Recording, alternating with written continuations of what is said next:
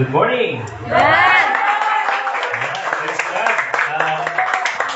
Tayo po ay muli pong nagkasama-sama sa gawain ng Panginoon na I and my wife we're supposed po na nasa Luzon po kami ngayon because actually po early morning din ang service sa 7 o'clock. We start na service po sa Luzon. But yesterday po si Pastor Jazz ay medyo wala pong boses. And salamat sa Panginoon na meron tayong muling privilege na magkasama-sama ngayon umaga.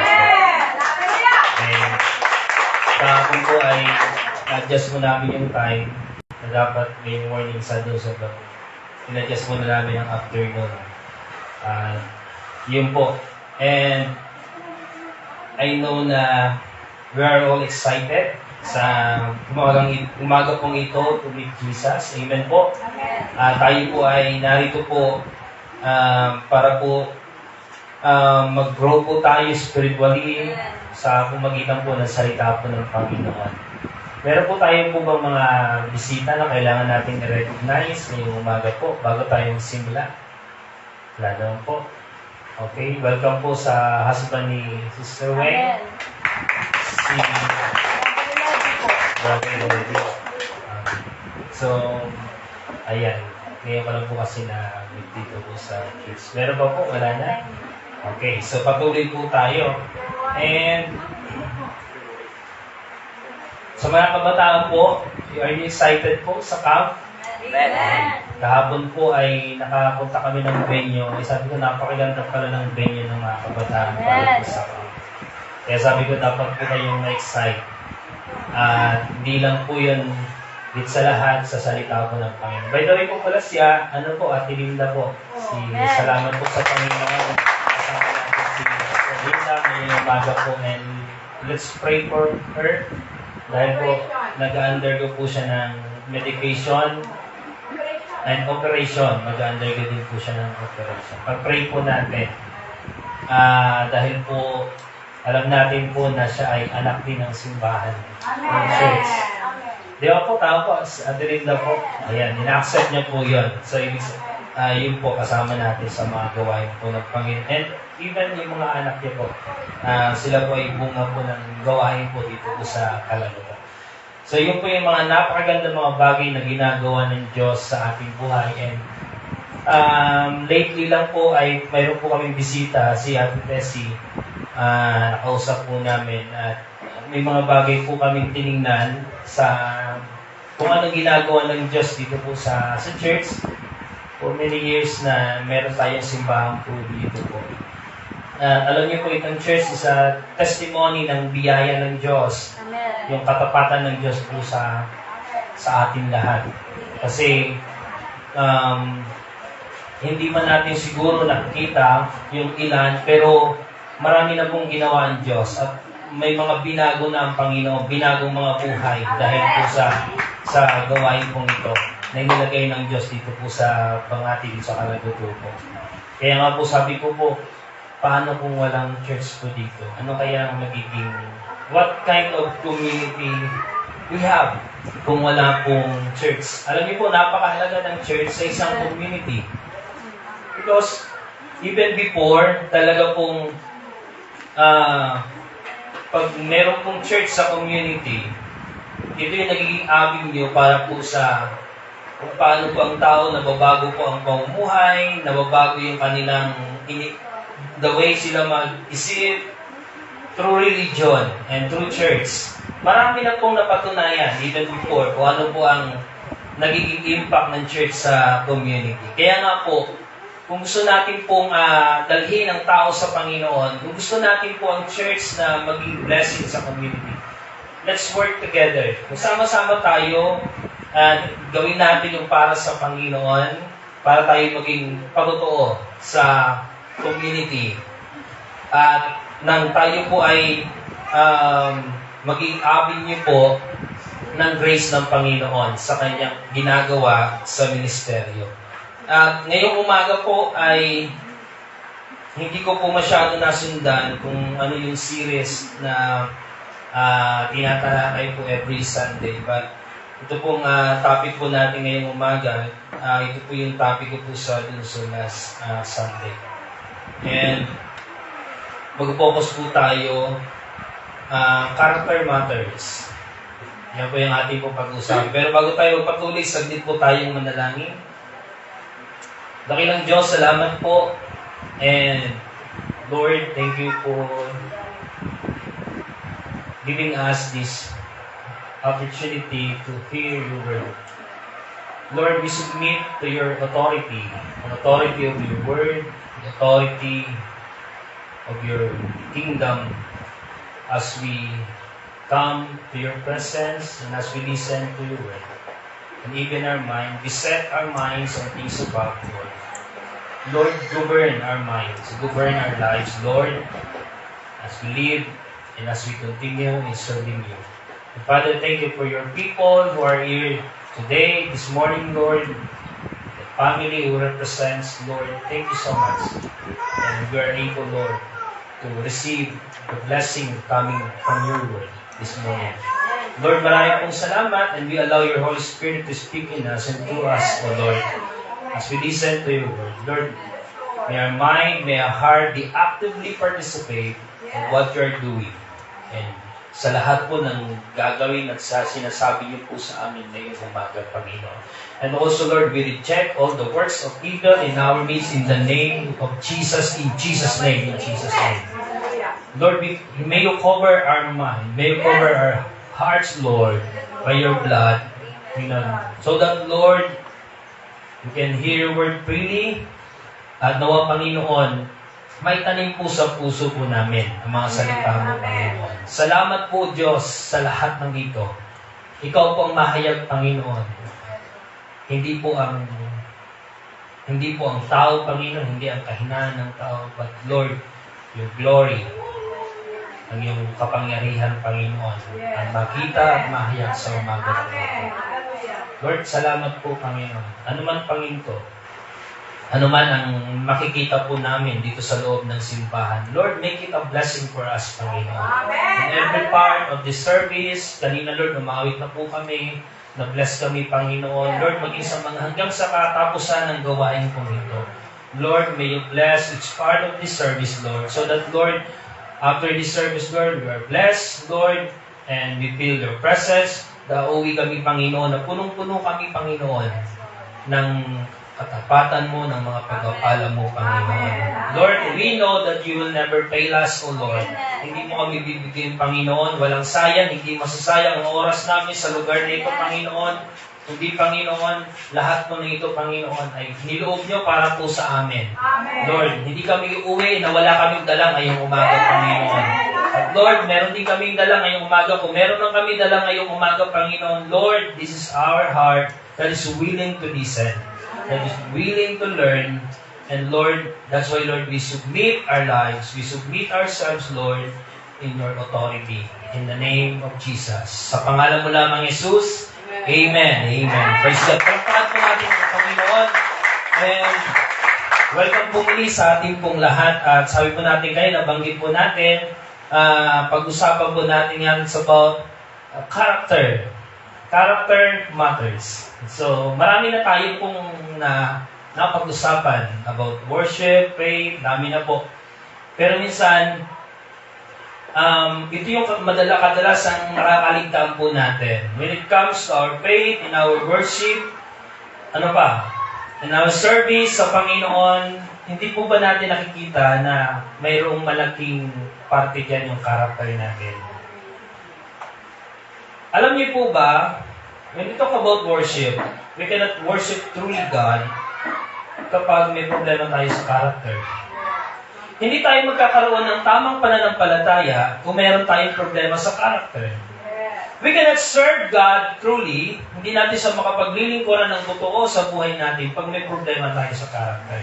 Kung titingnan natin, para siyang napakaliit lang na bagay, na issue sa buhay natin. But if we are able to see the big picture of ito pong virtue na ito, makikita natin, ay, kapag ako pala tumatalon during worship, because of this, may character pala yun. Pero kapag ako pala wala lang sa akin, bahala sila, umawit sila dyan o wala, character din pala yun. So, character matters. Mahalaga po ang Tagalog ang character? Pagbubugan. Pero bago tayo magpatuloy po, may napapansin po ba kayo dito sa church? Awareness muna tayo, baka kasi na-overwhelm tayo sa marami. Wala tayo. Ano napapansin niyo po sa church?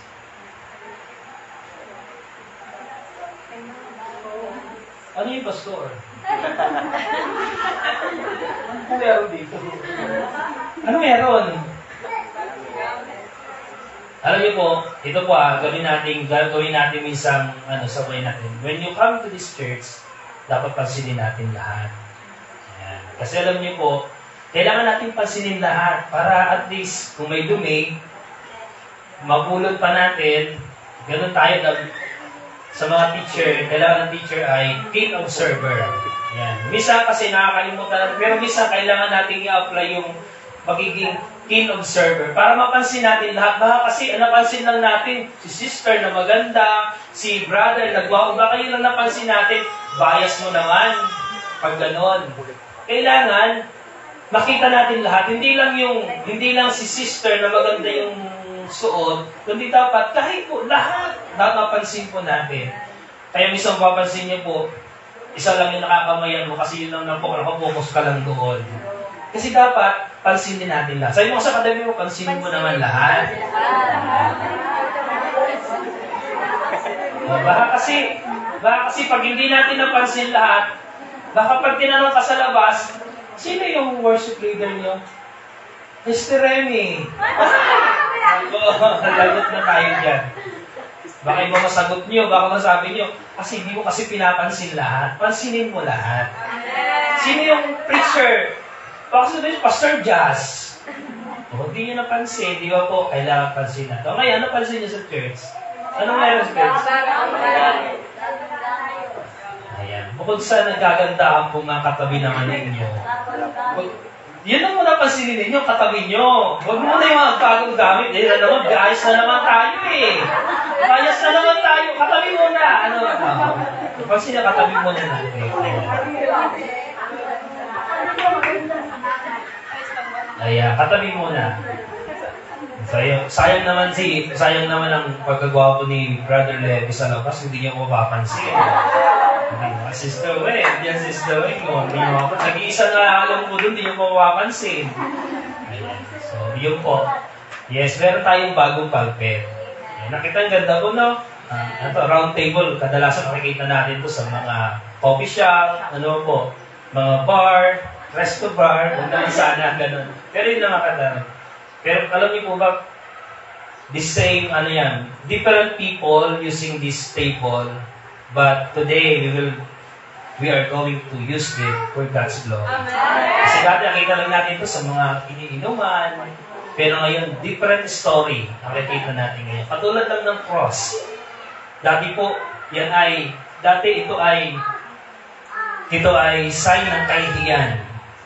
Kapag napako ka dito, ibig sabihin, kahiyaya ka. But we have now a new story of the cross. Hindi na siya kahihiyan ngayon, but this is the power of our salvation. Kaya po, and today, ganoon din po, ito ating pulpit po ngayon. Ito po ay a different story, a new story, na ito ay para po sa kingdom ng Diyos, para po sa glory po ng ating Panginoon.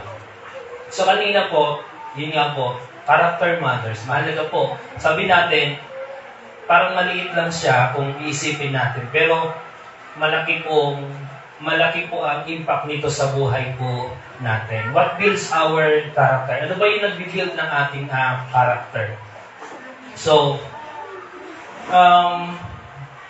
titingnan po natin, hindi lang yung outward life natin, kundi yung inner life natin, yung inner qualities natin. Ngayong umaga po, yun yung ating pupukusan.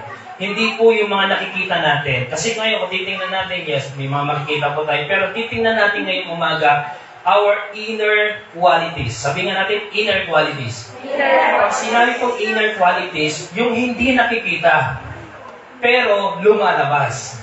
Yeah, yun yung ano doon eh, yun din yung yun yung analogy po doon. Hindi siya nakikita, pero sa loob natin, pero lumalabas po siya. And that is our character. Pero alam niyo po ba, bago pa tayo naging masama, sino yung natatanggap masama? Lahat tayo, masama tayo sa harapan ng Diyos. Bago tayo naging masama, meron tayong original character. What is our original character? That is God's image. Yung image ng Panginoon na sa atin, kaya di ba sa Genesis, sabi po sa atin doon, yun yung pinaka-reference ng buhay natin. Ano yun? We are created in His likeness. So, ibig sabihin, meron tayong original character that we are holy. Yung pagiging holy, hindi na yung bago sa atin kasi yun na yung buhay natin noon because we are created in God's image. At yun tayo. Pero nang dahil po sa sin, dahil sa kasalanan, yung ating pong character, like Jesus, yun yung sinira ng kasalanan. At dahil po doon sa pagkakasala po ng tao, kaya naman, nagkaroon tayo ng feeling of guilt. Yung feeling of guilt, yun yung nararamdaman natin paminsan, hindi lang paminsan-minsan, minsan lagi sa buhay natin, na kapag ikaw ay gumagawa ng mabuti, feeling mo laging hindi sapat, feeling mo laging may kulang, yung bang lagi kang guilty kasi sinira ng kasalanan yung holiness sa buhay natin. Yun po yun. Kaya naman, yung character natin naapektuhan. Kaya sabi ngayon ni Paul, na yung ayaw kong gawin, yan ang ginagawa ko at yung gusto kong gawin, yan naman yung hindi ko nagagawa. Ibig sabihin, nagkaroon ng pagtatalo-talo ng war. Yun yung, kung napanood niya na yung Warzone, Warzone ba yun? War Room. Yan, War Room. Yun po yun. Yun yung pinuportray po doon. Meron pang isang movie, yung mga pangbata,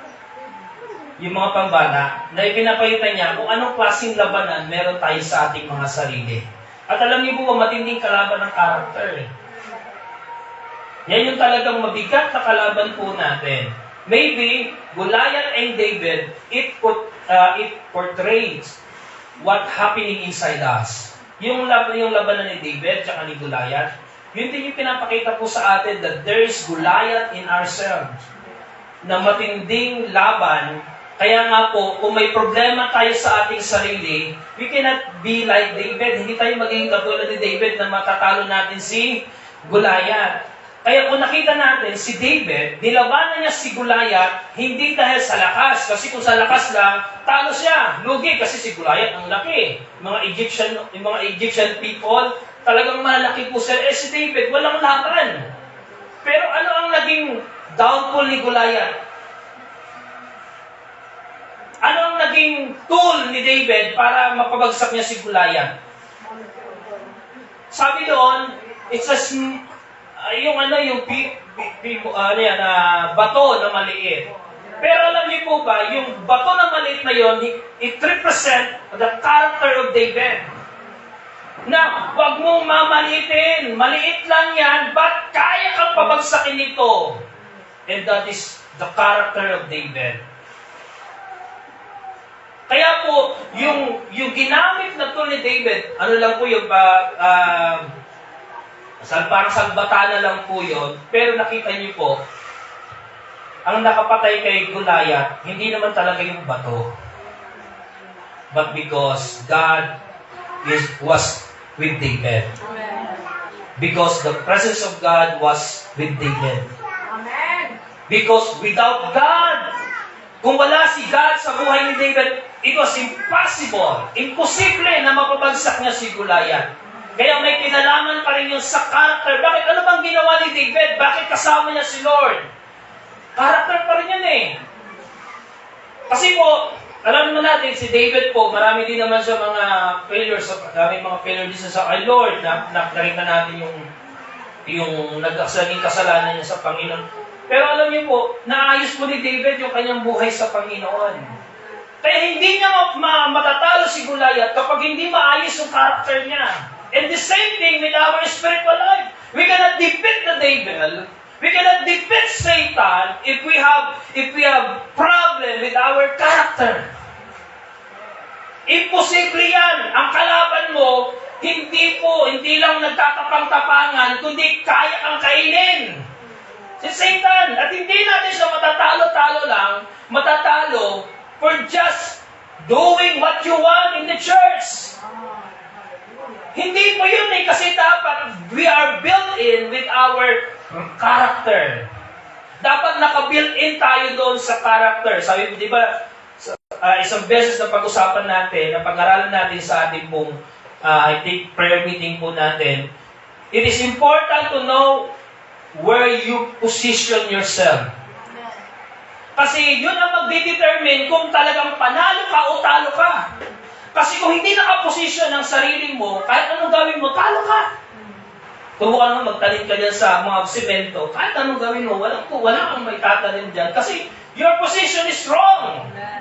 But if your position in the right place, baka wala ka pang ginagawa, talo mo na eh. And that was like David. Si David ganon. Dahil nakaposisyon siya sa Panginoon, kaya sigurado na siya na kahit anong gawin niya, kaya niya si David. Kaya yun ang confidence sa Panginoon. Kaya sa iyo kapatid, saan ka ba nakaposisyon kasi? Nasaan ba nakaposisyon yung ating pong sarili? And sabi ko natin, malaking pinalaman po din yung character po natin.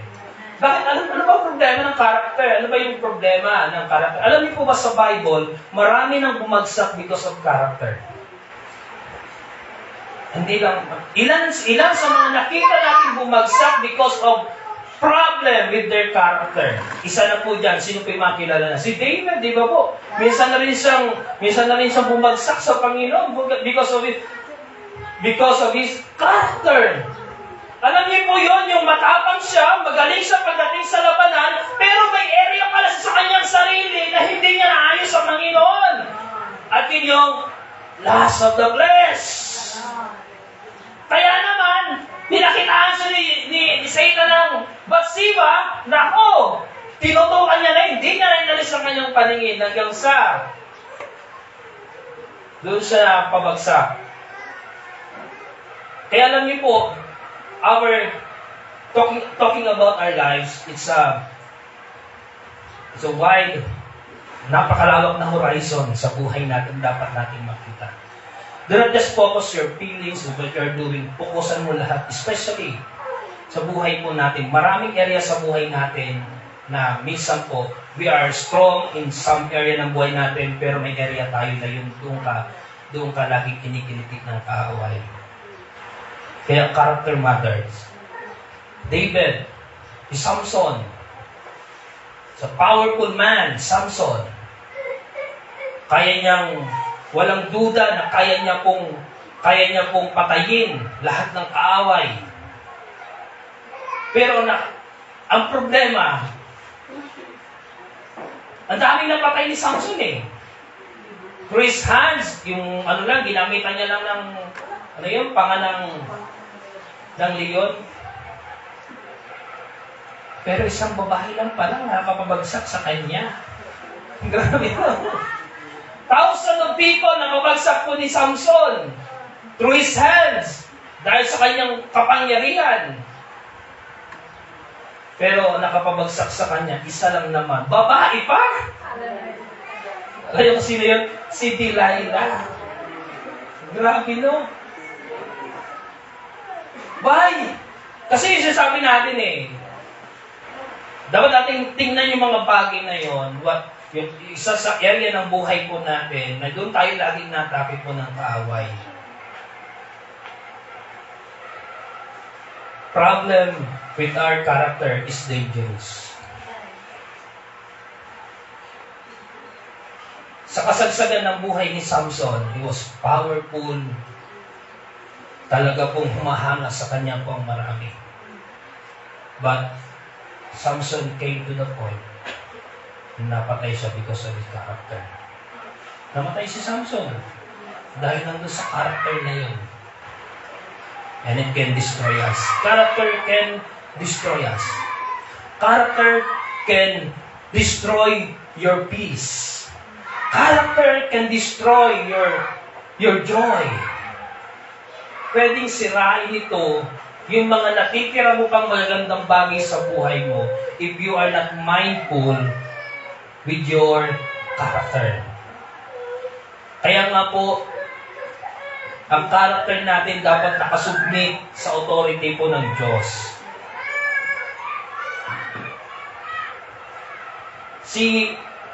Yung mga anak ni Eli, kilala niyo po ba yung si Eli? Yung naglilingkod sa templo ng Panginoon? Yun na, mga anak ng pari, ng pastor, lahat na naglilingkod sa Panginoon, tinatawag silang mga Levites. Yun ay trabaho ng mga Levites para maglingkod sa templo. Ito namang mga anak ni Eli, mga pasaway. Kaya yung mga anak ng pastor, kaya kailangan mag-ingat din eh. Kasi lumalabas din talaga mga pasaway sa anak ng pastor. Buti na lang kami, ewan ko lang kung may pasaway sa amin. Kasi alam niyo ito, mga anak ni Eli, kung bakit pinarusahan ng Diyos, si Eli, bakit po? Dahil sa kanyang mga anak.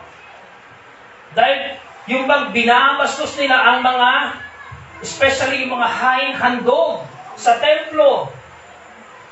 Hindi pa nga luto. Yung kanilang niluluto para sa hain handog, gusto na nilang kunin, sabi, nag-uuna-una. Ay, mahirap mag-una-una. Gusto na nilang kumuha.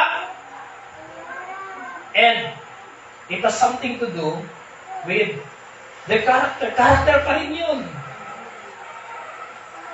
Alam niyo po yun, nagiging magulo yung paglilingkod natin kay Lord kapag hindi naayos sa character natin. Ang gulo ng paglilingkod natin kay Lord. Tayo na mismo, makakaramdam tayo, parang ang gulo ko. Ewan ko lang kung nararamdaman natin yung minsan. Yung po bang, the heights of your desire to serve God, pero in the details of your life, ang gulo mo. Yung detail ng buhay natin, ang gulo. Kaya naman hindi naayos yung paglilingkod. Kaya naman sometimes, along the way ng paglilingkod mo kay Lord, you will come to the point that you never appreciate serving the Lord. Hindi mo na na-appreciate. Napapagod ka na. Why? Kasi may character problem tayo eh. Na hindi natin po ma-submit sa Panginoon. And sabi po natin ngayon na it's dangerous. Kahit pa po magsalita ka ng iba't ibang wika, kahit may mga spiritual gift ka, pag may problema ka sa character, babagsak ka pa rin. Kaya ano sabi ni Paul? Love, the highest gift from God. You can, sabi nga, makapagsalita ka man sa iba't ibang wika, makapagpahayag ka man, without the love of God, babagsak pa rin po tayo. Kaya mga kapatid, importante po ang ating po character. It's a virtue. Ito pong character is a virtue. Patulad po ito ng pagsunod sa Panginoon, yung pagkabaitan po natin, yung faith, yung pagpapakumbaba po natin. Kasama po yun sa ating pong character.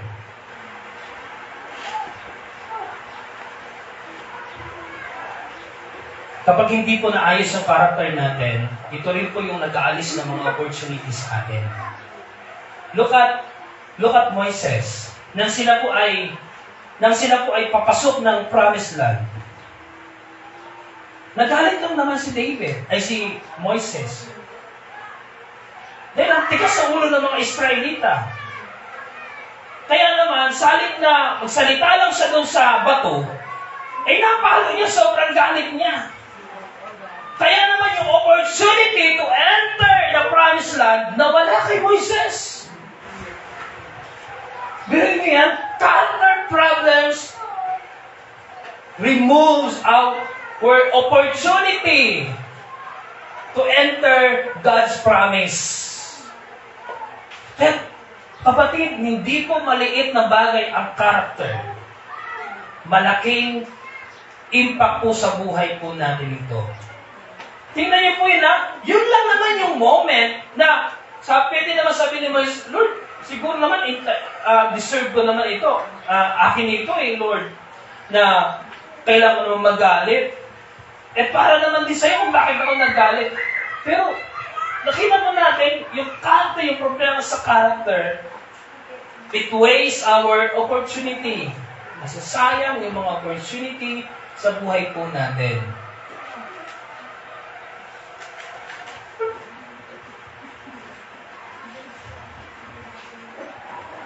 So, ano ba yung standard ng Panginoon sa character? Kasi, ang pag-usapan natin ngayon, standard ng Lord. Hindi yung standard natin. Kasi tayo, standard natin, magkakagulo tayo Magkakagulo tayo kung masusundin natin yung standard, yung standard po natin. Kasi meron tayong iba't ibang standard Pwedeng sa iba, yung pagsasalita ng malakas, standard niya yun, pero hindi naman siya galit noon.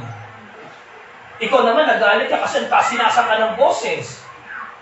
May iba naman ang hinhin. Parang hindi makabasag ng plato. Pero standard niya, yung iba naman galit na galit sa'yo. Ano ba yan? Ang hinhin mo! Ang kupal mo! Kaya kapag usapan natin yung standard natin, when it comes talking about character, magkakagulo tayo Pero may standard ng Panginoon. Tayo may standard ng Lord.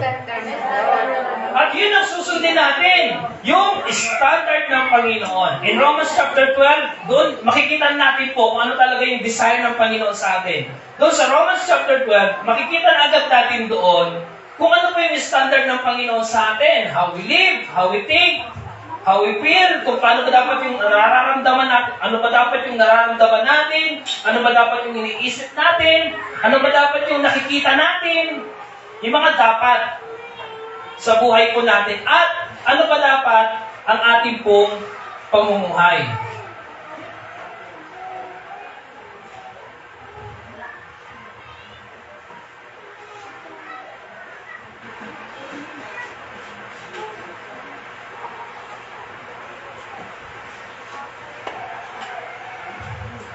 Romans chapter 12, verse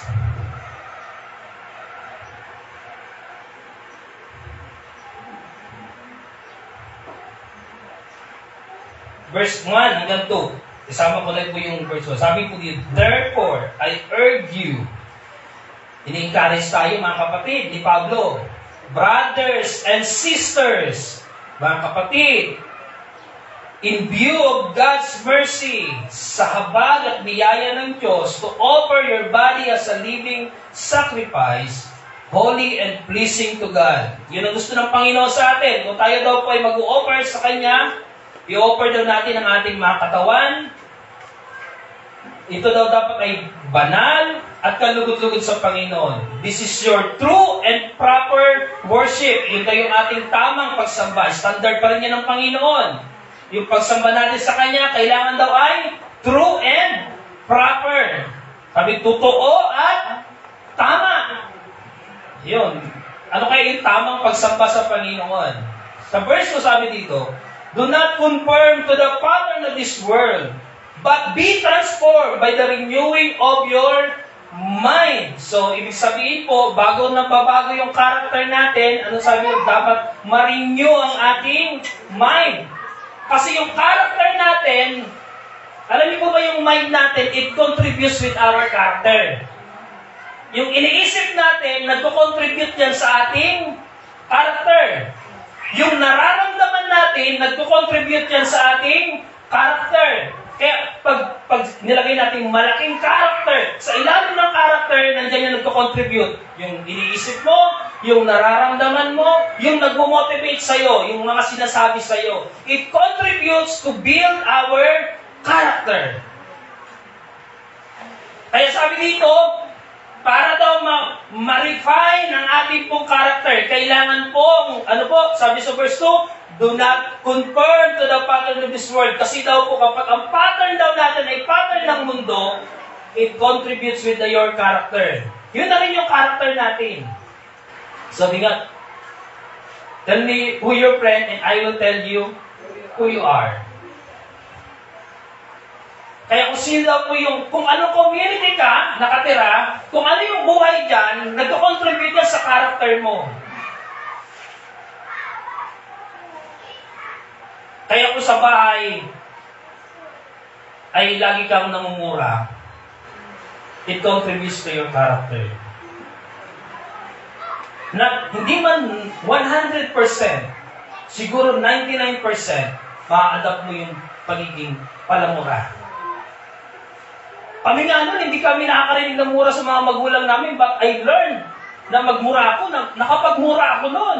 When I was in high school, kasi po kasama ko nun, yung mahilig ako na maglaro sa basketball. Kita ko sa mukha, paglalaro ng basketball. Natatawa kayo, no? Pero naglalaro tayo ako ng basketball po noon. Talaga pong, naalam ko talaga, ang hilig, nagmumura talaga ako noon. Ang sama na mura pa naman sa akin, parang ang saya. Kaya tingnan nyo, the kind of community, the kind of companion you have, it contributes to your character. What you think, what you feel, yan po, nagbibuild yan ng character. Yung motivation mo sa buhay, yung mga mga tao, na ano yung sinasabi sa iyo, nag-contribute sa character ko natin. Kaya sabi mo dito sa verse 2 ng chapter 12 ng Romans, do not be conformed to the pattern of this world, but be transformed by the renewing of your mind. Sino nagbabago ng isip natin? It is the Holy Spirit. This is the work of the Holy Spirit to transform our mind. Kaya hindi niyo alam niyo, di kayo makikita kung bakit na-encounter tayo. That is, yan ang event po natin, that you submit your mind, you submit your heart to the Holy Spirit para ma-transform yung mind po natin. Because all about our character, it starts with our mind. Patungkol sa ating character sa buhay, nagsisimula lagi sa mind. Kaya inatake agad dito yung sa verse na ito, inatake yung mind. Kasi dito talaga nagsisimula eh. Kasi kung iniisip mo sa buhay mo, yun ka. Kung iniisip mo sa buhay mo ay, bobo ako, eh talagang, yun ang magiging character natin. Kaya kapag may sinasabi sa'yo, gawin mo to, ay hindi, bobo ako eh. Yun ang character. Kaya sabi ito, renewing. Be transformed by the renewing of your mind. Kapatid, delikado kapag hindi na-transform ang ating mind. Sakit sa ulo. Ang hirap turuan. Ang hirap sumunod. Kaya tinuruan mo na, ganun pa rin because of character problem. Kapag may mahirap turuan, character problem po yun. Kaya minsan ang atake minsan, kung ano yung problema. Kasi sabi dito po, ito yung standard ng Panginoon when it comes to our character. Then, you will be able to test and approve what God's will is. Ito na po yun. Is good. Paano daw po natin malalaman na okay yung character? Na okay yung dinadala ng tao? Paano daw natin malalaman? Sabi dito, then you will able to test and approve what God's will is. Ang nag-a-approve po ng character natin is only God. Kung okay ka. At paano sasabihin sa'yo ng Lord na okay ka? Yung okay yung character mo. Tingnan mo kung may yung character ba natin, nakapagbibigay ba nakakapagpaangat ba ng ating buhay, nakaka-uplift ba ng mind, payapa ka ba, may joy ka ba, lalo pag lilingkod ka sa Panginoon, masaya ka ba sa ginagawa mo kay Lord? Kasi yun yung, sabi dito, then you will be able to test and approve what God's will is. Pero kung napapagod ka sa ginagawa mo kay Lord, approve ba yan ni Lord? Sabi dito, He's good. Yan po ito po. Very specific ito. Pag sinabi pong will, para malaman doon natin yung standard ng Panginoon, kung ano yung kalooban ng Lord sa atin, ano yung kalooban ng karakter na meron tayo, ano daw dapat ito? Dapat daw ito ay good. Dapat daw ay mabuti. Yung ginagawa natin, mabuti. It approves to the will of God. I-approve yan sa will ng Panginoon. Mabuti ba yung ginagawa natin? Inaaway mo yung kapitbahay mo. Tanongin mo sarili mo, mabuti ba yung ginawa ko? Pag nasabi mong hindi, ay hindi yan will ng Lord. Siniraan mo yung kapitbahay mo, yung kapatid mo. Tanongin mo na ngayon ang sarili mo, is it good? Pag hindi, hindi yan will ng Panginoon. Ibig sabihin, nag-fall short ka sa standard ng Panginoon. Kasi yun yung measurement ng karakter natin. Kung ito ay good. Ano pa sabi ito? Pleasing. Nakakatuwa. Tignan nga katabi mo yung mukha kung nakakatuwa. Pleasing. Di ba sa mga trabaho, ang hinahanap yung pleasing personality. Yung mga Jollibee, di ba? Kayo pwedeng simangutan niya kasi pag sinangutan kayo, pwede niyo i-reklamo yan. Kasi doon sa biodata nila, malinaw dyan, nakalagay dyan, ang hinahanap talaga ng mga company, pleasing personality. Kapag sinimangutan kayo, simangutan nyo rin. Sabi mo, bawal yan. Sa biodata mo, bawal ang hindi pleasing personality. Tanggal yan. Malaking factor ang pleasing personality sa mga company. Sa church ba, malaki din bang kailangan bang pleasing personality? Yes naman. Kaya sabi sa iyo, pansinin niyo, nakakatayo kong mga pleasing personality. Buti na hindi tinatanggal sa church ang hindi mga pleasing personality. But, ito po pleasing, what is pleasing to God, it doesn't mean it's about your face it looks like. Hindi po yun sa mukha. Pleasing meaning you have the ability to encourage others. Amen. Yung po ba kahit seryoso ka, pero pag nagsalita ka, it directly hit his heart, na-encourage siya. Yun ang ibig sabihin ng pleasing personality. Na wala man sa mukha mo yung pleasing personality, but your life serve as an encouragement to others. Maybe ito yung presence mo. Di makita pala yung presensya mo. Pleasing. Kasi napatuwaan mo siya, may problema siya. Pleasing. A simple way of encouraging others by saying, "Good morning, kumusta?" That's encouraging others. Pleasing yun. That is pleasing personality. Pero tayo nun, pleasing personality, good. Yung good, mabuti ba yung ginagawa natin? Kailangan natin tanong po yun. And sabi dito, perfect will.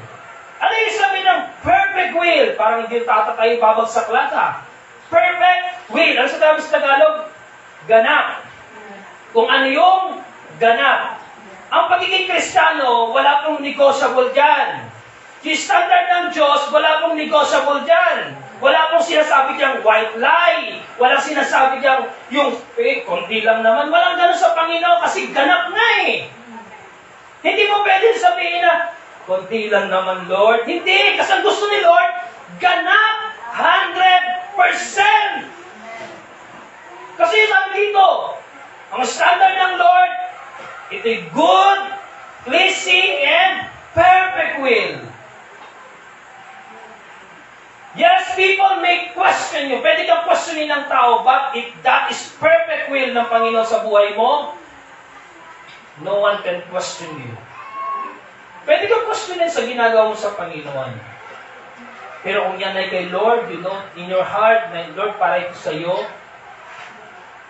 gawin mo para kay Lord. Ito yung standard ng Panginoon.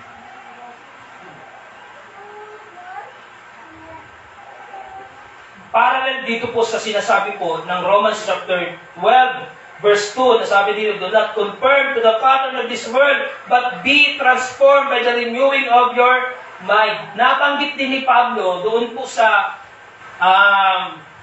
Colossians ba yun? Sabi doon, yes, Colossians chapter 3, verse 2, parallel po doon sa Romans chapter 12, verse 2, sabi dito, set your minds on things above. Yan. Ano sabi? Pag sinabi ko set your mind, elevate your mind. Hindi pwedeng, sabi ito, hindi pwedeng sunod-sunuran yung heart mo, yung feelings mo, yung thought mo, doon sa gusto mo. Kasi sabi dito, set your mind on things above, not on earthly things.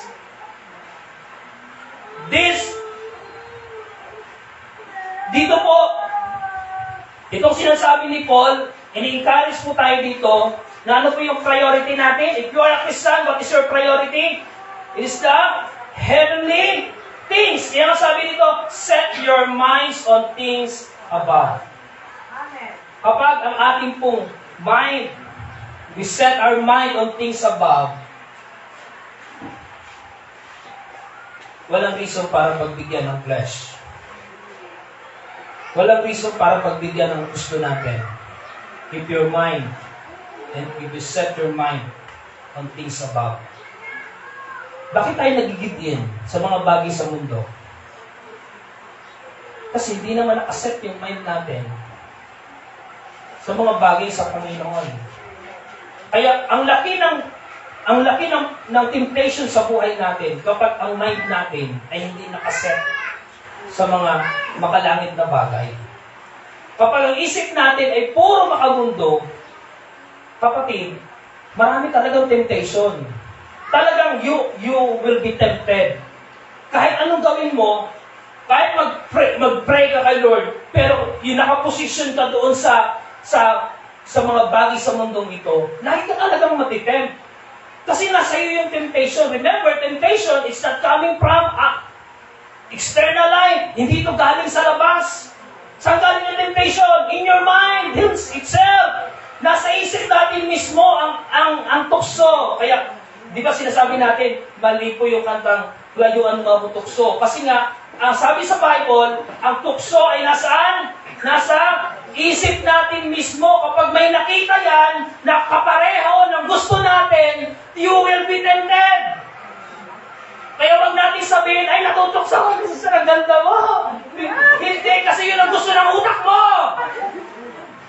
Kasi yun yung nasa utak mo, kaya natutokso ka. Hindi siya talaga yung tukso, nasa isip mo yung tukso. Kaya po kapatid, kaya sabi ng Colossus, set your mind, baguhin mo yung isip mo, itaas mo yung isip mo, yung level ng isip mo. Hindi ibig sabihin na kailangan mo maging matalino sa mundo. Hindi po. Ang ibig sabihin dito, set your mind on things above. Huwag mong ilagay sa baba ang isip mo. Kung ikaw ay agila, huwag kang maging manok.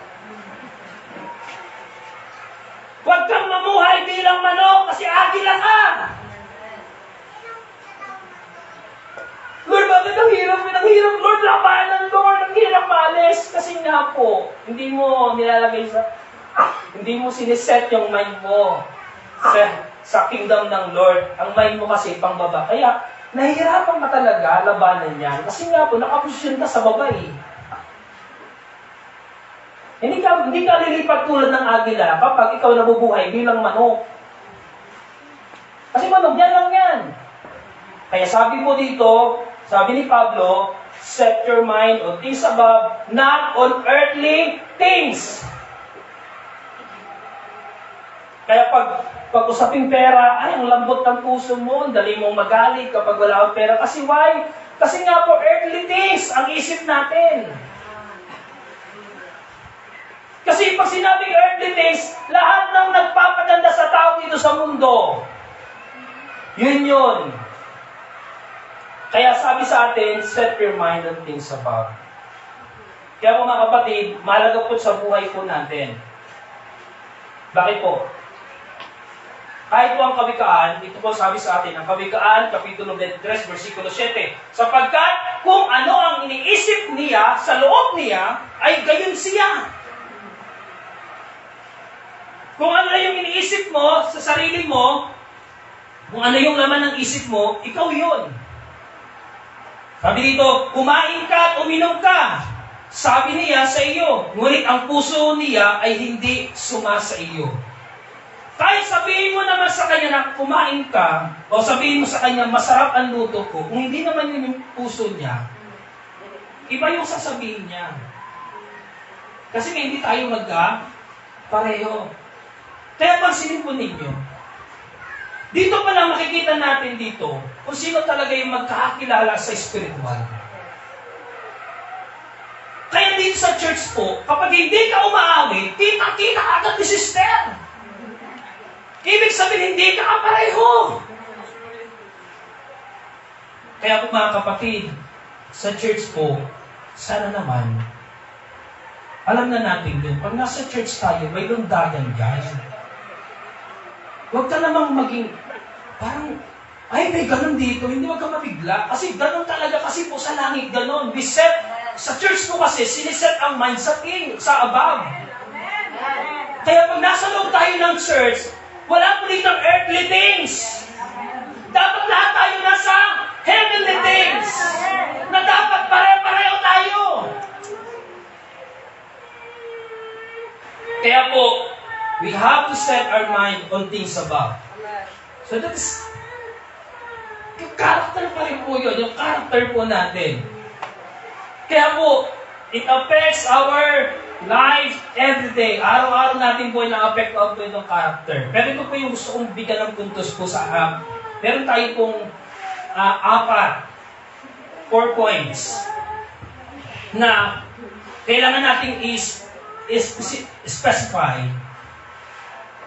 Itong sinasabi po sa Romans chapter 12, sabi doon, what is good, what is pleasing, and what is perfect will. So ngayon po, paano natin po masasabi na yung character ko ay okay na? What is good? Generally, what is good? Generally, what is pleasing? Generally, what is perfect will? Pero, specific po natin, ano po itong what is good, what is pleasing, what is perfect will? 4 lang po, ibibigay ko po sa inyo. Pero maraming area sa buhay natin na kailangan ma-measure kung talagang okay tayo spiritually o okay tayo sa Panginoon when it comes to our character. First,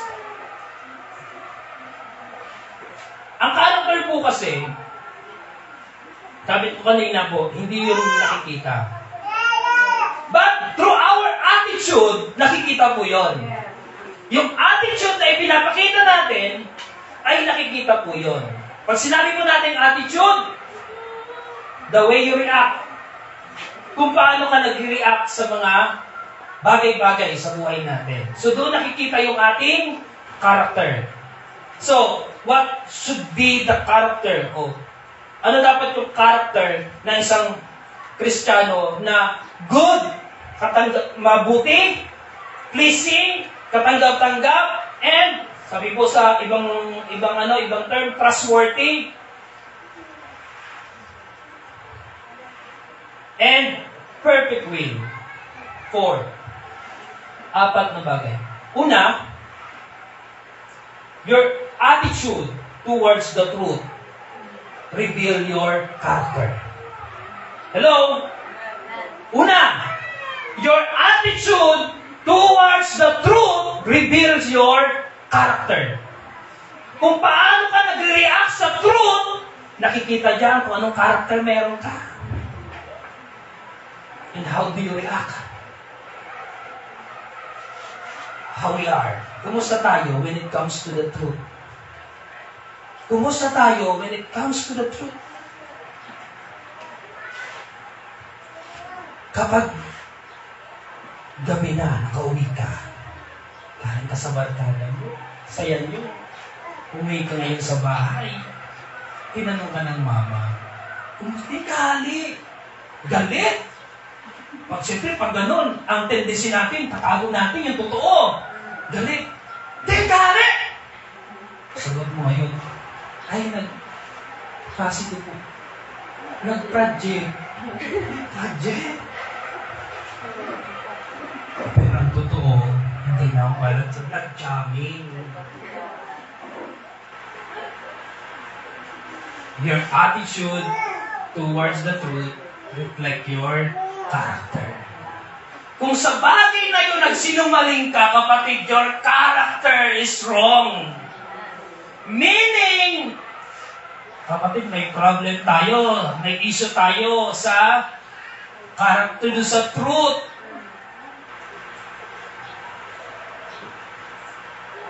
Alam niyo kung sanay tayo magsinungaling.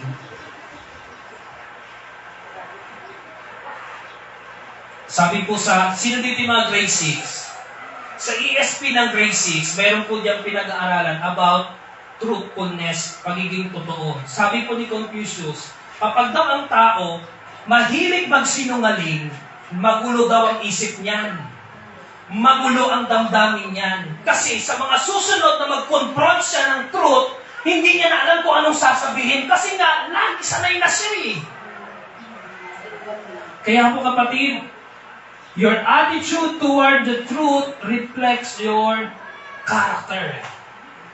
Kaya huwag natin sanayin ang ating sarili, telling lie.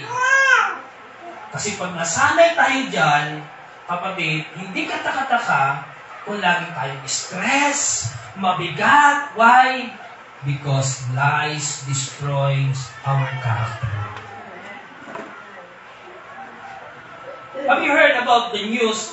The pastor and his children. Ito nakakalungkot na news. Ito ito ba nag-send sa akin? Yung pastor, alam niyo ba ito po itong pastor na ito, may anak na babae. Sa church po, meron silang mga workers. Isa po doon, teacher na worker. Nakarating po ito sa tulpo. Sana mapanood niyo po. Nakarating po sa tulpo. Actually po, nagharap-harap sila sa tulpo. Ang accusation po ngayon sa pastor, ito daw si pastor, habang daw sila nasa church, pumatong daw si teacher kay pastor. Teacher po yun nakaya nga po, teacher. Alam niyo kung saan galing itong issue na to? Sa anak na babae. Nagtaka ako, bakit anak pa ng babae? Anak niya na, binawa pa ng issue. Hanggang itong anak na babae, sinabi kay nanay at ang nagpatulpo yung nanay. Asawa ng pastor. Pinatulpo ngayon. Nagharap-harap sa tulpo. Ngayon, nag-challenge ni tulpo, sabi sa kanya, okay lang ba sa inyo mag-lie detector tayo? Lie detector test. Okay naman. Ngayon po, nag-lie detector. Ni-lie detector si teacher. Si teacher lang po yung ni-lie detector. Alam niyo ang result? Yung anak na babae nagsinungaling. Ginawa ng kwento yung tatay niyang pastor na si teacher daw, pati po itong teacher na ito, nasira din ang kanyang pangalan kasi pero yun ba naman, pag pinatulpo na sa public, iyak itong teacher na babae na ito. Nakakagalit, nakakainis. What motivates this child telling the lie? Anak ng pastor to bakit ganun?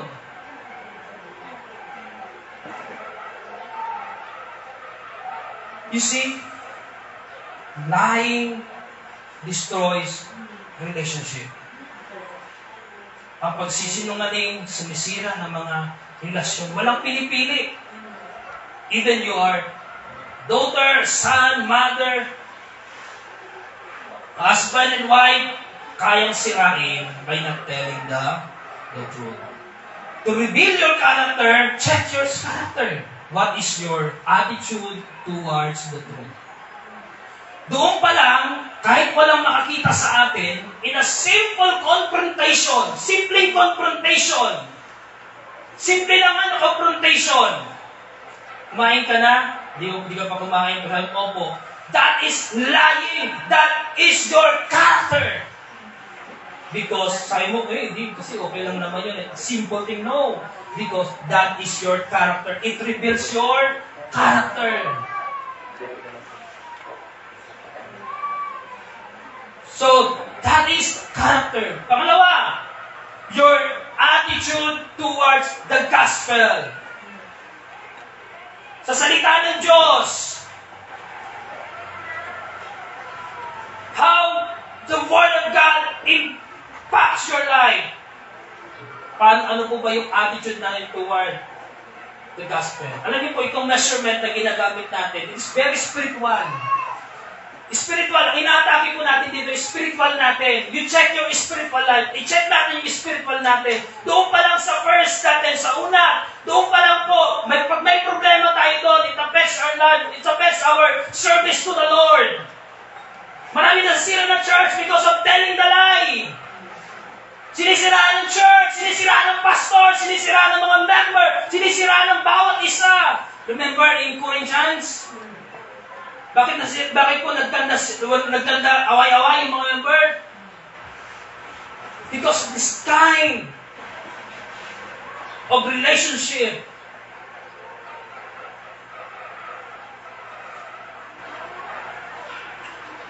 Our attitude towards the truth.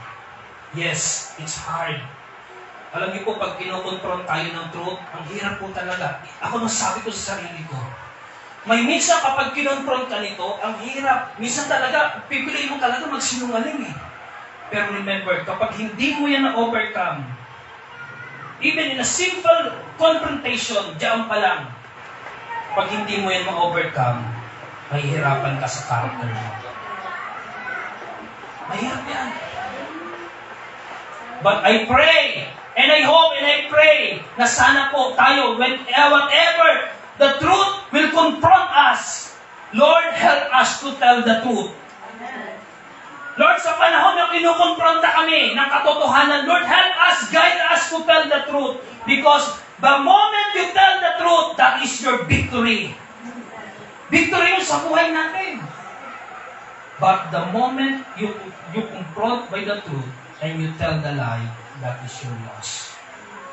Kahit gaano ka ka-spiritual, kahit si pastor gaano ka-anointing, if the pastor is not telling the truth, if the pastor is telling the lie, mawawala ka ng truth. Because God is truth. Totoo ang Diyos. Totoo ang ating Panginoon. Truth offended the liars. Truth offends the liars. Totoo yan. Ang katotohanan, nagiging offend, ano yan? Na-offend dito yung mga liars. Pag nakarinig sila ng truth, masasakit sila.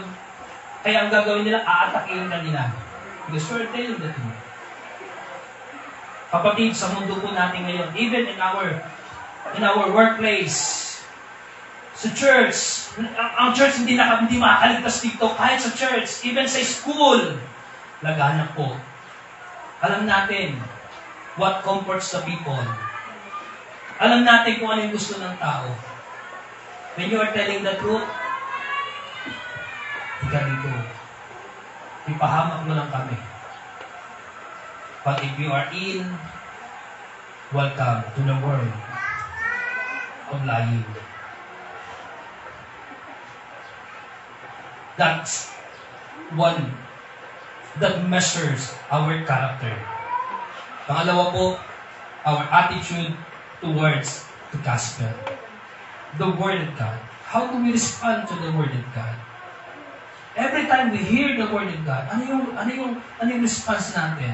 It convicts us. Nakukonvict ba tayo ng Word of God?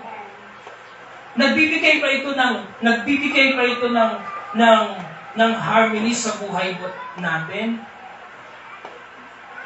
When the Word of God hits our weaknesses, nag-respond ba tayo ng tama? Kapag yung salita ng Diyos nag-hit sa kahinaan natin, nag-hit sa mga tinatago natin, nag-respond ba tayo ng tama? O we react angry? Pinatamaan na naman ako ni Pastor! It reveals the truth. Whatever your attitude to the Word of God, kapatid, sorry, it reveals the truth about you. It's not the pastor, hindi ito yung mga nagpipreach ang may problema. You! Ikaw na may problema sa puso mo, hindi mo lang matanggap eh. Kaya naman you react negatively. That is our attitude toward the gospel.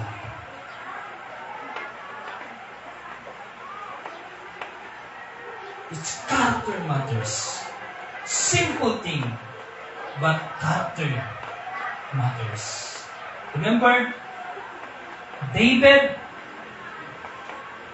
it was possible to defeat Goliath by just throwing the stone, but the stone represent what character David had.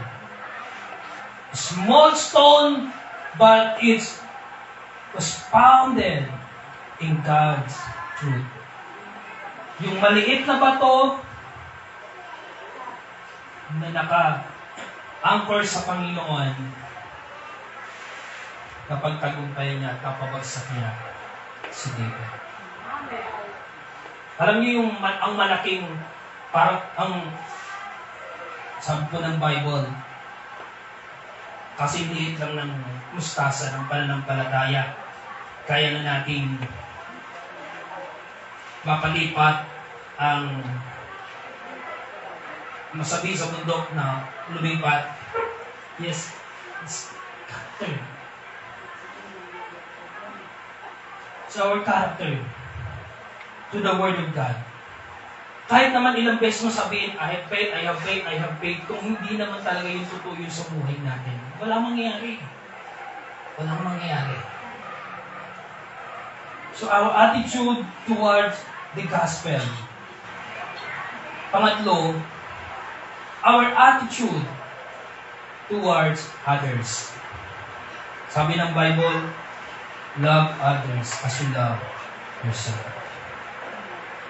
Yun yung summary ng 10 commandment ko sa atin.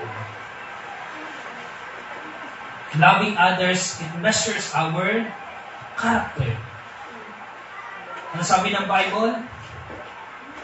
Kung ang inyong mga babatiin at inyong mamalinang ay yung mga nagmamahal sa inyo, ay wala na kayong pagkakaiba sa mga pagano. Pag sinabing pagano, yung mga taong walang Diyos, dahil sila, ang mahal lang nila, yung mga nagmamahal lang din sa kanila. Kaya sabi ng Panginoon, love your enemy. Sabi ng Panginoon, love your enemy. Ibig sabihin, ituring mo man silang kaaway, but ang nagbe-bridge po sa atin is the love of God, hindi yung love natin. Yun yung magpo-connect sa atin, yung love ng Panginoon. Kaya po, it measures the way we treat others, it measures our character. It measures our true character. Kung ano yung paano natin itrato ang tao, ito yung nagsusukat, ito yung sukatan kung anong character meron tayo. Diyan makikita kung iyan ay good, kung iyan ay pleasing, or iyan ay perfect will.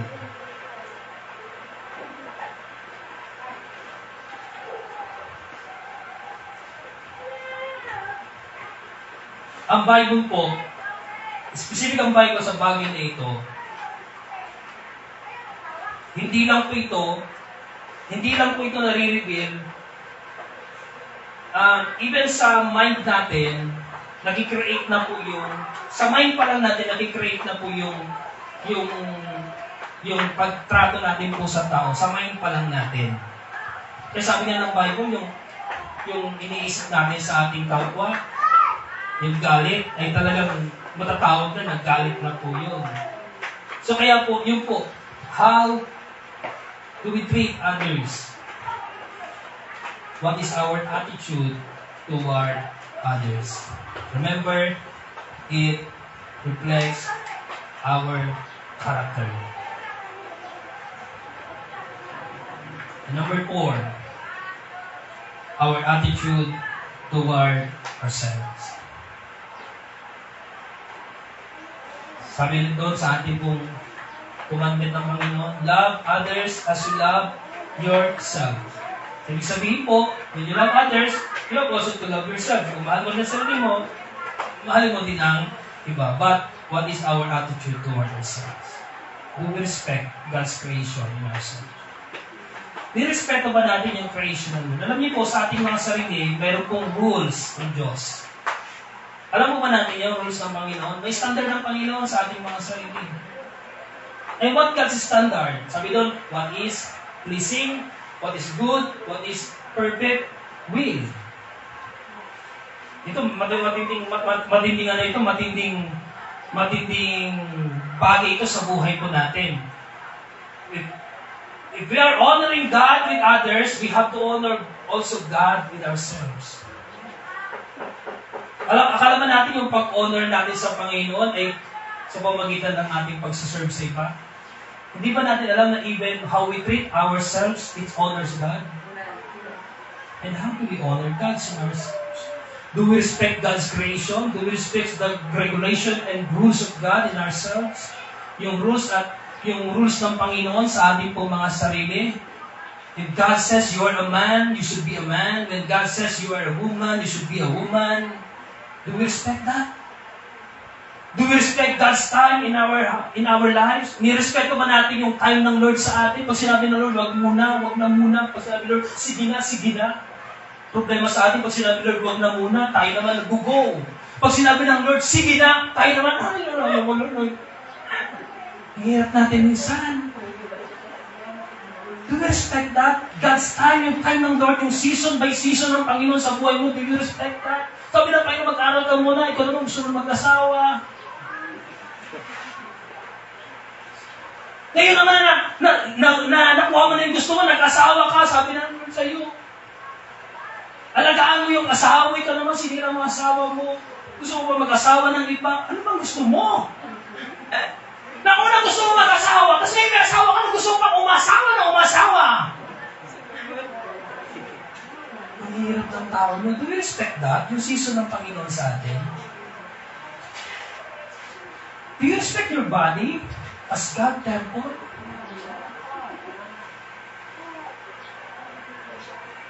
Kaya alam mo, minsan yung problema talaga natin yan eh. Hindi naman talaga problema ng Lord. Tayo lang naman ang sumisira. Minado ako dyan. Tayo naman ang sumisira ng sarili natin. Sabi ng Lord, matulog ka na ito. Tapos kayo, pagka lumakot, tapos magreklamo mo, masakit ang ulo ko, Lord, ako makakapagsimba. Puwet-puwet ka kagabi. Alam mo, Sunday night yun, tapos yun. Hindi gising para sa akin. Do you respect God's creation in you? Nirespeto ba natin yun? Bumabawi man lamang ba tayo sa Panginoon? Lord, nagpuyat ako, pero bukas, Lord, siguro hindi gigising pa rin ako ng maaga kasi, Lord, alam ko, I failed you, but Lord, babawi ako! Hindi yung, si Lord na nga yung pinisahan mo, ikaw pa, hindi ka pa babawi. Kapatid, kaya naman yung kay Lord, huwag naman gano'n. Di ba kapatid mo, huwag ka naman gano'n? Ikaw na ngayon nagkulang, gusto mo si Lord ang babawi sa'yo, ay, swerte mo naman. Kapatid, kung nagpuyat ka kagabi, na alam mo Sunday ngayon, dapat kinabukasan, sikapin mo naman, gumising ka naman ng maaga. Kasi alam mo, ikaw na ngayon nagkulang kay Lord, gusto mo si Lord ang pupunan ng pagkukulang mo. Kapatid, let us honor God with ourselves.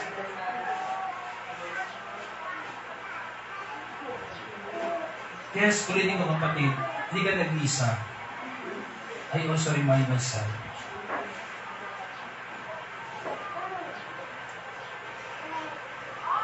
Honor God with your body. Ang ating katawan is a temple of God. Hindi ko lang alam kung sabi naman isang art. Ang tao hindi na kontento sa design ng Lord.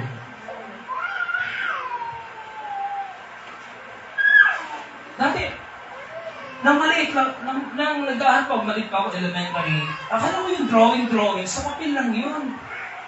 Ngayon pati katawan may drawing na rin.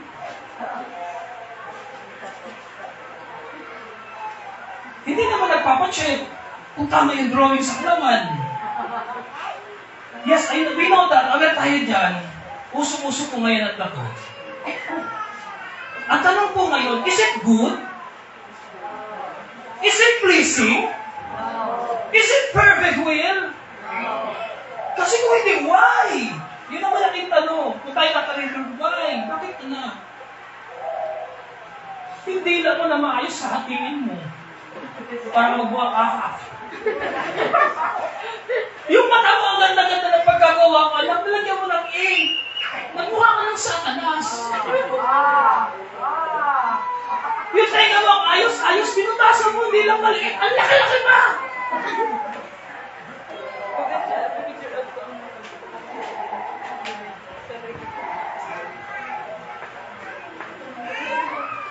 Nagpalato sa likod. Nagsuot ng damit, nalabas ang likod. Nagpatato dito, nagsuot ng damit, nalabas ito. Nagpatato dito, kaya naman ang short hanggang dito, para nang nakita yung mga tato. Nagpatato dito, kaya naman ang damit naka-taas din. Hindi pa ka nakontento eh, buong katawan na eh. Pinalagyan ng tato. Remember, taking care of yourself, taking care of your body, Amen. Hallelujah. it is a way of honoring God. Yes. Pag-honor sa Panginoon. Kapatid, huwag natin sisihin ang Diyos sa tayo may kagagawa. Because remember, God is taking care of us. Kahit anong sabihin natin, kahit minsan pakiramdam natin, we are alone, we are abandoned by God, kapatid, ang totoo, God is taking care of us. Yung mga nararamdaman natin, alone, abandoned, and parang bang iniwan tayo ni Lord, parang wala pong wala nang halaga kay Lord. That's what you feel because of your character problem. Because you have problem with your attitude toward yourself. May problema kasi tayo, yung attitude natin sa sarili natin. What I remember this for? Kung gusto natin magkaroon tayo ng strong and powerful spiritual experience na kapag nagpuri ka sa Panginoon, talagang ikaw yan kasi totoo ka. Remember this, ayusin mo yung attitude mo toward the truth. Ayusin mo yung attitude mo toward the gospel. Yung word ng Panginoon. When it comes to the word of God, every time that there's preaching, you're listening to the word of God, ayusin mo yung buhay mo, ayusin mo yung sarili mo, listen carefully. Your attitude toward others. Your attitude toward yourself. Itong apat lang ito, pero alam ko marami pa po yan. Itong apat na ito, kasi malaking battle mo sa ating mga sarili. Naayos natin ito mga kapatid. I'll tell you. When you sing God, kapag umawit ka kay Lord, there's no reason to hide who you are. Walang dahilan para may itago ka sa sarili mo. There's no reason na ikaw ay mahihiya sa Panginoon. Why? Because true character gives us confidence with God. Nagbibigay yan ng confidence sa Panginoon. Character. From time to time, every time, it reveals our character. Kaya, be mindful in yourself. Tingnan natin sa sarili natin. Kasi sabi natin kanina, be mindful sa lahat. Pagpasok natin dito sa church, kailangan hindi lang isa na pansin mo lahat. Kasi pag napansin mo lahat, you will be aware. Ay, ito pala yun. Ay, ito pala yun. Ay, ito pala yung nandito sa church. Be mindful.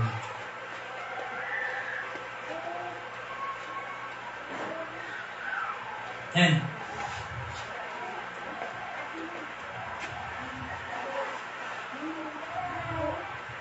how happy is the church?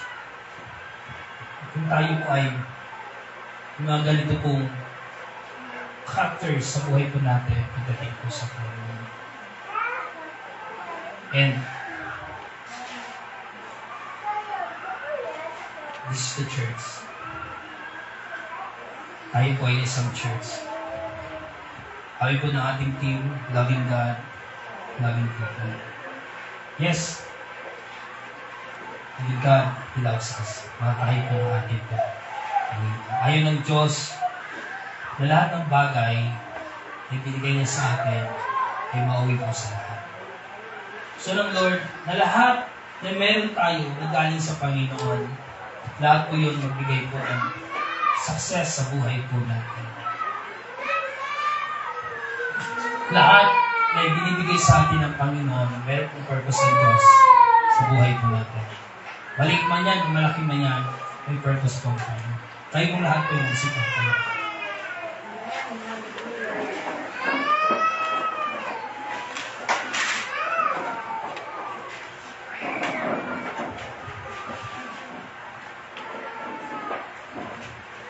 Kapatid, let's come to Jesus as who you are.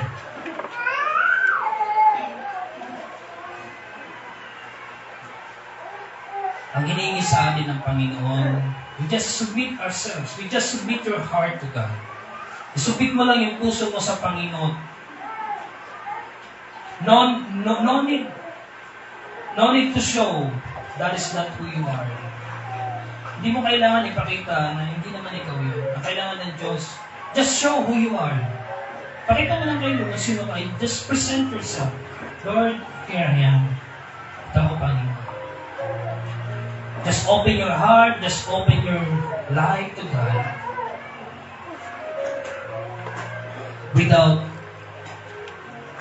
Without hiding anything in your heart. Yun ang gusto ng Panginoon. Gusto ng Lord yung natural lang. Napaglapit ka, Lord. Na walang halong emotion, walang halong feeling na you need to do this because, I know, Lord, parang mas magbibigyan kita ng glory kapag ganito. No, just who you are. Just saying to God, Lord, here I am. I am here, Lord. Ako ito, Panginoon. Be mindful to yourself. Just be mindful to yourself.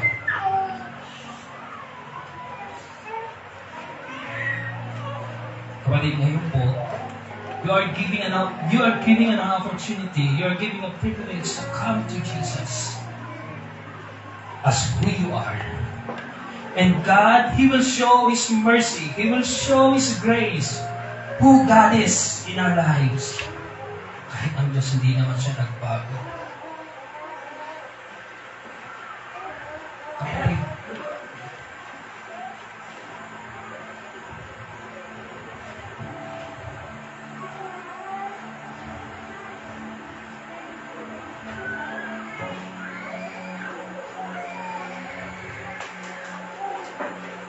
Kapatid, as you come to Jesus, tanay kita kapatid, ikaw po ba yan?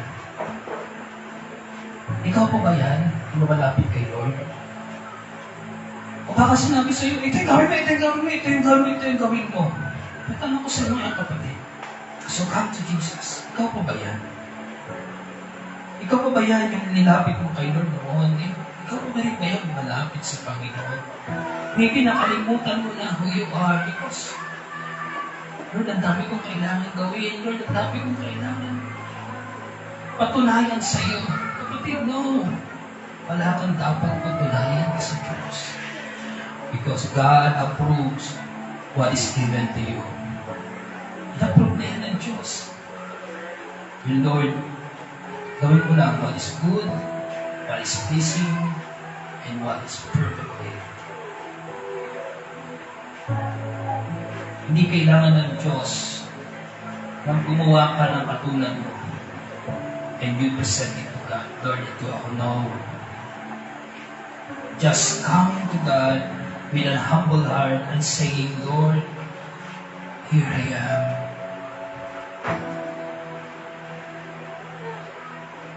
Kung sino ka sa Panginoon, just tell to God, Lord, ito ako. He will never judge you. Hindi ka judge ng Panginoon. Hindi maliit sa Diyos ang issue sa buhay mo. You have an issue about your character, about your weaknesses. Kapatid, God is able to give an attention to what you have in your life.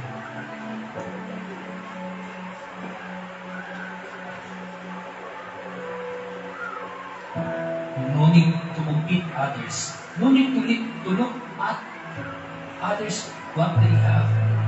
Just focus to yourself. Hindi mo kailangan makipagtupid sa iba. Hindi mo kailangan makipaglahan sa iba. Just stay on the ground.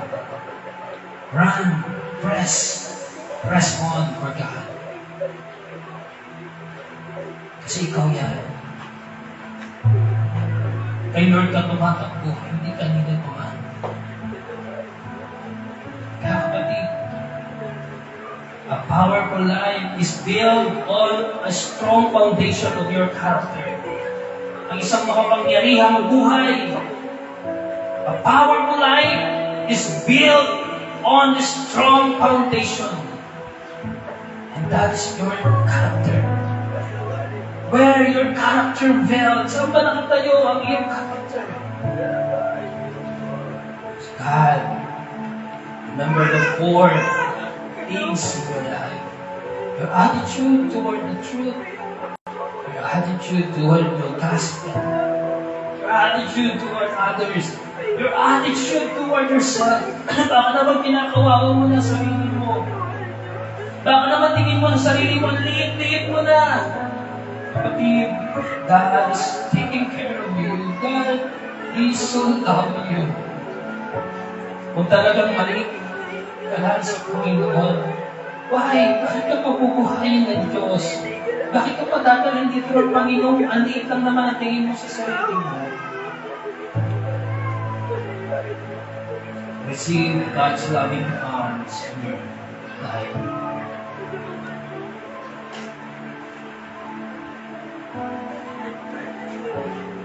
He never abandoned you. He never forsake you. He never forget you. Even before the creation of this world, God remembered you.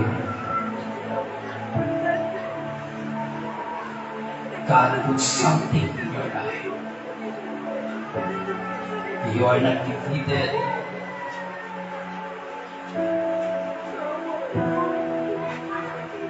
You are not loser. God is our victory. God is our victor. Just come to God. Be honest to God. Hindi kailangan na just mapakinggan sa iyo. Kung ano yung gusto mo sa mga issues sa buhay mo, just let it be to God. Just your issues in your lives, just put it in the hands of God, and God can handle it. Just put your issue in God's hand. Si Lord na mag-handle nito sa iyo. Hindi mo kaya yan. Bitawan mo yan, ang mga issues sa buhay mo. Just be open to God. Just come to Him as who you are. Kung sino ka sa Panginoon, be honest to God.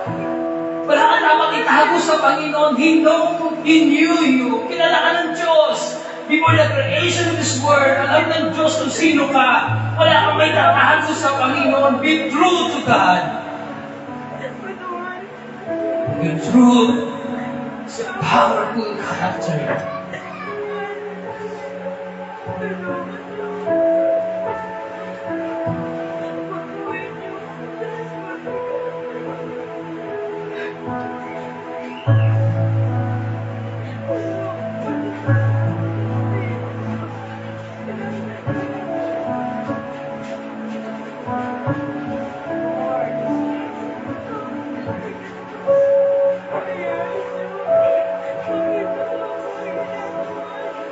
Just say to God, Lord, He is Lord.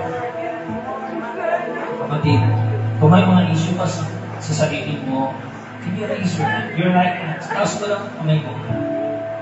You can raise your right hand, or even your lahat ng kamay mo.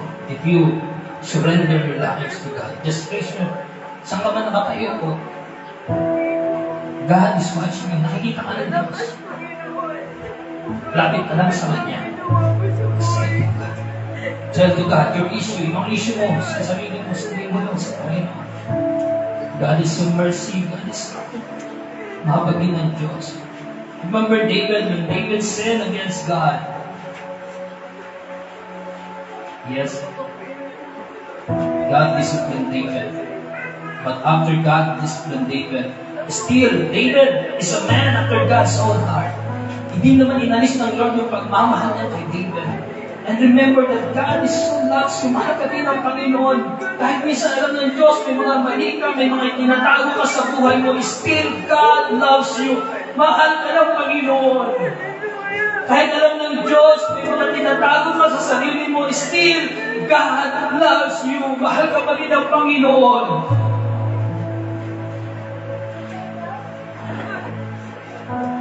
Kilala ka ng Panginoon. Us, our hearts, our weaknesses, our failures, alam niyo ng Diyos. Yung mga pinagkagawa namin sa sarili po natin, alam niyo ng Panginoon. Pero, in spite of all these things, still, araw-araw minamahal ka pa rin ng Panginoon. Still, araw-araw, pinapatawad pa rin tayo ng Panginoon. Through His mercy, through His grace, God loves us.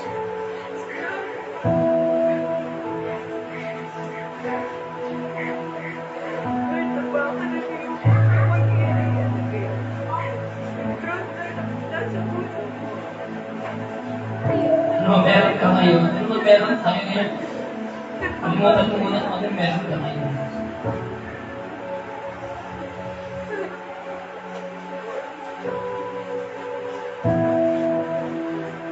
Pag nakaharap tayo kay Panginoon sa Panginoon, wala pong title sa harapan ng Diyos. Walang title. Pag nakaharap tayo sa Panginoon, wala pong achievement. Just come to Jesus who you are. Natural na ikaw. Tatanggapin ka ng Diyos. Natural na ikaw yan. You come to Jesus.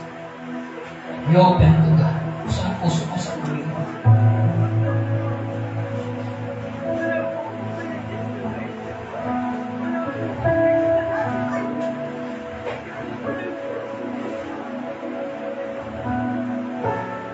Thank you, Jesus. Thank you, Lord. God, merciful God, loving God, as we come to your presence, Lord, we see our hearts. You see everything in us.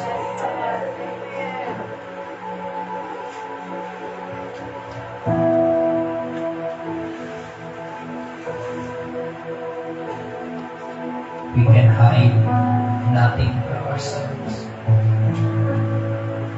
Lord, we come to you as who we are, as far as we know ourselves. Yes, Lord, we acknowledge it.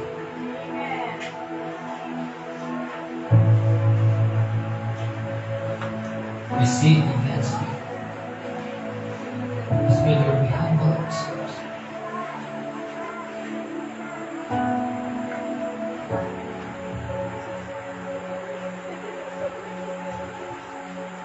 Will open the doors of your heaven. May you shower your forgiveness. May you come, your Holy Spirit, may come in our place. You speak to us, Lord. Convict us, O Lord. May mga bagay sa puso po natin that we hide something from our hearts. Lord, would you convict us? Reveal the truth about us, Lord. Kung ano yung totoo sa aming Panginoon, Lord, may you reveal it in the name of Jesus. Lord, we want healing. We pray for healing. We pray for deliverance. Lord, we pray the covering of your blood in every sin, Lord. May you cover it by your blood, Lord. And Lord, make our hearts new. And this is our prayer, like the prayer of David. Lord, purify our hearts.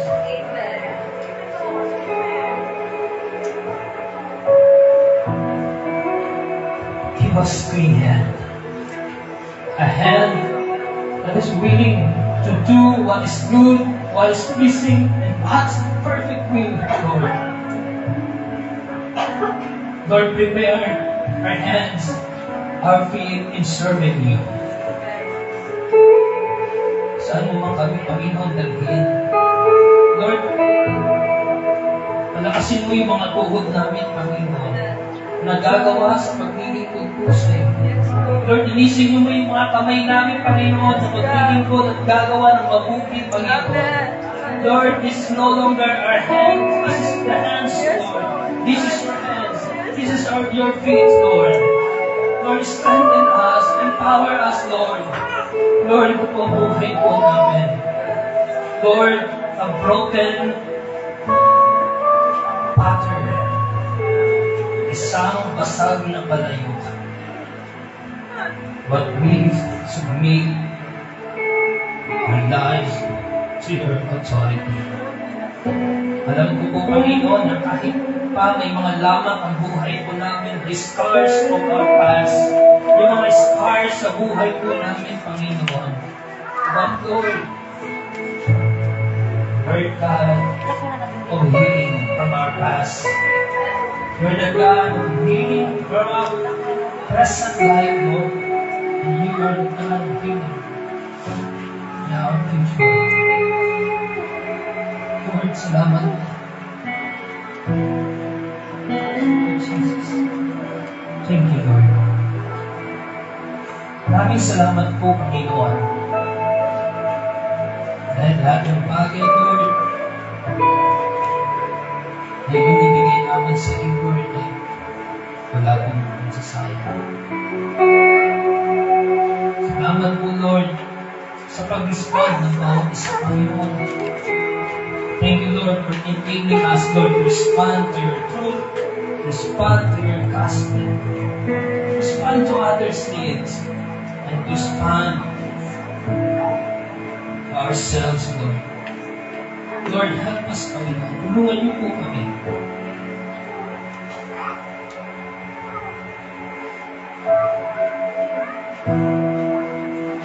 Thank you, Jesus. May you bless us, Lord. Panginoon, salamat po, Panginoon, for confronting us. Salamat sa pag-confront mo po sa amin, Panginoon, ngayong umaga. May mga issues sa buhay po namin, Panginoon. Thank you, God. Salamat po. Dahil lahat ng iyo, Panginoon, lahat ito binibigay mo namin sa iyo mga kamay. Lord, magpapatuloy kami sa paglilingkod po sa iyo. Sa habang, Lord, ng aming makakaya, Panginoon, Lord, bilingkod kami sa iyo. Salamat po, Diyos. Kabilang ka, Panginoon, walang papuri at pagsambay binibigay namin